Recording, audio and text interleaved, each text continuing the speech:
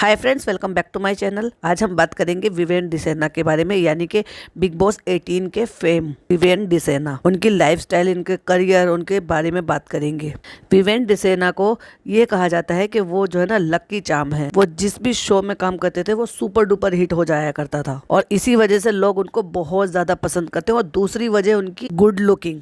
जो शो इन्होंने किए हैं वो सुपर डुपर हिट रहे हैं। प्यार की एक कहानी, शक्ति अस्तित्व की, और हम मधुबाला को कैसे भूल सकते हैं। और वो भी तब जब इस करियर को बनाने के लिए इस इंडस्ट्री से है ही नहीं, और वहीं इनको प्यार भी हुआ और उसमें धोखा भी मिला, और वो भी इन्होंने रंगे हाथों पकड़ा अपनी वाइफ को। विवेन डिसेना के जो पेरेंट्स हैं वो रेलवे में काम करते थे और उनको वो जो जॉब मिली थी वो स्पोर्ट्स कोटा के थ्रू मिली थी। उनकी मम्मी हिंदू और उनके जो पापा थे वो क्रिश्चियन थे। क्योंकि दोनों पेरेंट्स स्पोर्ट्स से थे तो इसलिए वो भी ये चाहते थे और उनका सपना भी था कि ये भी स्पोर्ट्स में ही जाए, देश को रिप्रेजेंट करे। वो ना केवल गुड लुकिंग थे बल्कि स्पोर्ट्स में भी काफी एक्टिव थे और ये फुटबॉल खेला करते थे और उसके चैंपियन हुआ करते थे अपने जमाने में। नेशनल लेवल पर भी इन्होंने खेला है फुटबॉल, लेकिन पेरेंट्स चाहते थे कि ये इंटरनेशनल लेवल पर भी खेलें। लेकिन किस्मत को कुछ और ही मंजूर था, क्योंकि हैंडसम तो ये कमाल के हैं और आज भी वो हैंडसम दिखाई देते हैं। तो दोस्तों के कहने से कि आपको एक्टिंग करियर ट्राई करना चाहिए, लेकिन उनको तो एक्टिंग आती ही नहीं थी। लेकिन जब लाइफस्टाइल मेंटेन करना हो तो वहां पे फिर लोगों को ये भी लगता है कि भाई इससे ज्यादा बेहतर ऑप्शन है ही नहीं पैसे के लिए। इसलिए इन्होंने सोचा कि चलो एक ऑडिशन दे दिया जाए, और वो भी उस टाइम में जब कलर्स नया नया आया था। और उसी के कारण जब इन्होंने ऑडिशन दिया तो वो अप्रूव्ड भी हो गए और ये सेलेक्ट हो गए। पर अफसोस की बात है कि फिर वो शो नहीं चल पाया। लेकिन उस शो से जो हमारी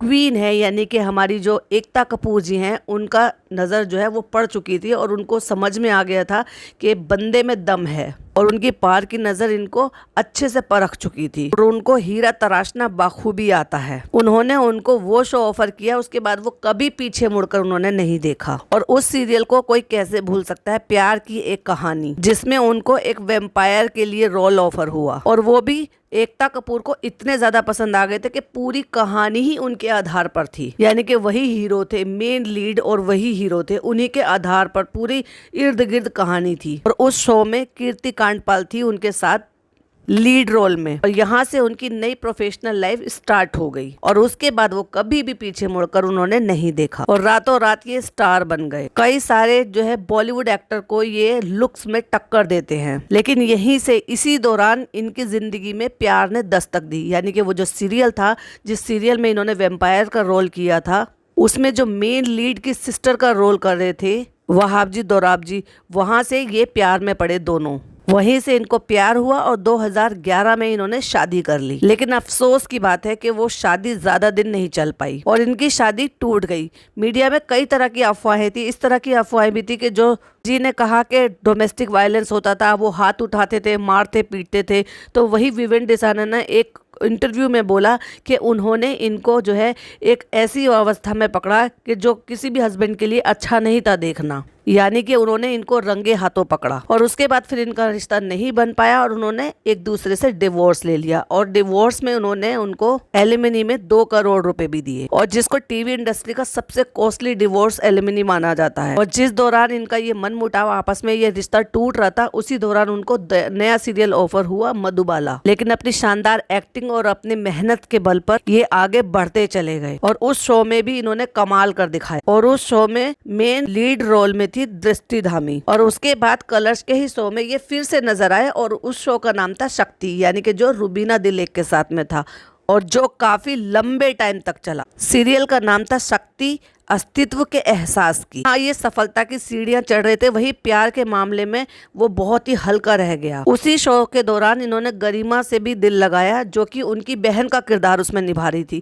और जब ये क्वालिटी टाइम स्पेंड करते थे एक दूसरे के साथ अपनी वैनिटी में, तो वहां पर उनकी मम्मी को, यानी कि गरिमा की मम्मी को ये सारी चीजें पसंद नहीं आई और उन्होंने शो से निकलवा लिया अपनी बेटी को। उसी दौरान फिर इनको वहां से बिग बॉस 14 के लिए भी ऑफर आया था और खबरें भी आ रही थी कि ये लिस्ट में शामिल हैं, पर उस दौरान वो नहीं देखे गए।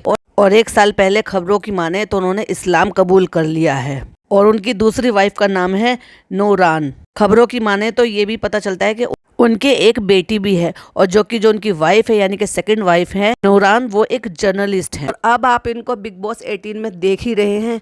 क्या आपको लगता है कि ये बिग बॉस 18 के विनर होंगे? जैसे कि ऑलवेज कहा जाता है कि कलर्स का जो फेम होता है, कलर्स का जो चेहरा होता है, अक्सर वही विनर होता है, या इनकी पॉपुलैरिटी या इनकी किस्मत भी यहाँ पर काम करेगी? जैसे कि हमेशा से ही जो भी इन्होंने शो किया है वो सुपर डुपर हिट रहा है, और या ये भी कह सकते हैं कि अगर ये शो में आए हैं तो डेफिनेटली ये विनर हो सकते हैं। आपका क्या कहना है कमेंट बॉक्स में जरूर बताइएगा, क्योंकि जिस तरह की इनकी पॉपुलैरिटी है ना, डेफिनेटली ये विनर बनने लायक हैं। इस वीडियो को हम यहीं एंड करते हैं। आई होप आपको पसंद आया हो तो लाइक शेयर कीजिएगा। चैनल पे पहली बार आए हैं तो सब्सक्राइब कीजिएगा। फिर मिलते हैं एक और नई वीडियो में। Till then bye bye.